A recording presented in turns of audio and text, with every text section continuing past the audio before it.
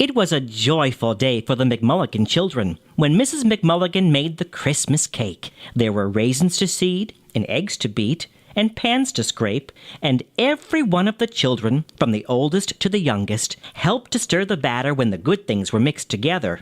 Oh, mix it and stir it and taste, for everything's in it and nothing to waste. And everyone's helped, even Baby, to make the nice brown sugary Christmas cake, said Mrs. McMulligan as she poured the batter into the cake pan. The baker who lived at the corner was to bake the Christmas cake, so Joseph, the oldest boy, made haste to carry it to him. All the other children followed him, and together they went, oh so carefully, out of the front door, down the sidewalk, straight to the shop where the baker was waiting for them. The baker's face was so round and so jolly that the McMulligan children thought he must look like Santa Claus. He could bake the whitest bread and the lightest cake, and as soon as the children spied him, they began to call, "The cake is all ready! 'Tis here in the pan. Now bake it, good baker, as fast as you can." "No, no," said the baker, "'twould be a mistake to hurry in baking the Christmas cake. I'll not bake it fast, and I'll not bake it slow. My little round clock on the wall there will show how long I must watch and how long I must bake the nice brown sugary Christmas cake." The little round clock hung on the wall above the oven. Its face was so bright, and its tick was so merry, and it was busy night and day, telling the baker when to sleep and when to eat and when to do his baking.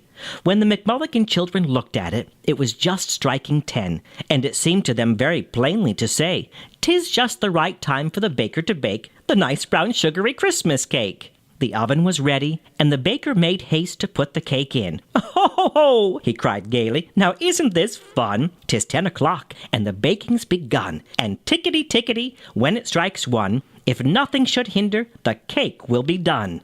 Then the McMulligan children ran home to tell their mother what he had said, and the baker went on with his work. It was the day before Christmas, and a great many people came to his shop to buy pies and cakes, but no matter how busy he was waiting on them, he never forgot the McMulligan's cake, and every time he looked at the clock, it reminded him to peep into the oven. So well did he watch it, and so carefully did he bake it, that the cake was done on the stroke of 1, just as he had promised. And he had scarcely taken it out of the oven when the shop door flew open, and in came the McMulligan children, every one of them saying, "The clock has struck 1! The clock has struck 1! We waited to hear it, and is the cake done?" When they saw it, they thought it was the nicest, brownest, spiciest cake that was ever baked in a baker's oven. The baker himself said it was a beautiful cake. And if you had been at the McMulligans on Christmas Day, I am sure you would have thought so too. Joseph carried it home, walking very slowly and carefully, and all the other children followed him, out of the baker's shop, down the sidewalk, straight home, where Mrs. McMulligan was waiting for them. She was smiling at them from the window, and when they spied her, they all began to call, "Hurrah for our mamma! She surely can make the nicest and spiciest Christmas cake! Hurrah for the baker! Hurrah for the fun! Hurrah for our Christmas cake! Now it is done!" Thumpity thump thump thumpity thump, look at Frosty go. Thumpity thump thump thumpity thump, over the hills of snow. Frosty the snowman was a jolly happy soul, with a corncob pipe and a button nose and 2 eyes made out of coal. Frosty the snowman was a fairy tale, they say. He was made of snow, but the children know how he came to life one day. There must have been some magic in that old silk hat they found, for when they placed it on his head, he began to dance around. Oh, Frosty the snowman was alive as he could be, and the children say he could laugh and play just the same as you and me. Frosty the snowman knew the sun was hot that day, so he said, "Let's run and we'll have some fun now before I melt away." Down to the village with a broomstick in his hand, running here and there all around the square, saying, "Catch me if you can." He led them down the streets of town right to the traffic cop, and he only paused a moment when he heard him holler, "Stop!" For Frosty the snowman had to hurry on his way, But he waved goodbye, saying, don't you cry, I'll be back again someday. For Frosty the snowman had to hurry on his way.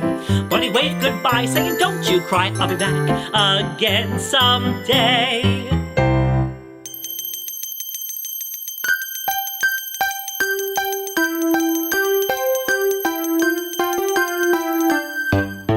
Here comes Susie Snowflake, dressed in a snow-white gown. Tap, tap, tapping at your window pane to tell you she's in town. Here comes Susie Snowflake, soon you will hear her say, come out everyone and play with me, I haven't long to stay. If you want to build a snowman, I'll help you build one, 1, 2, 3. If you want to take a sleigh ride, the ride's on me.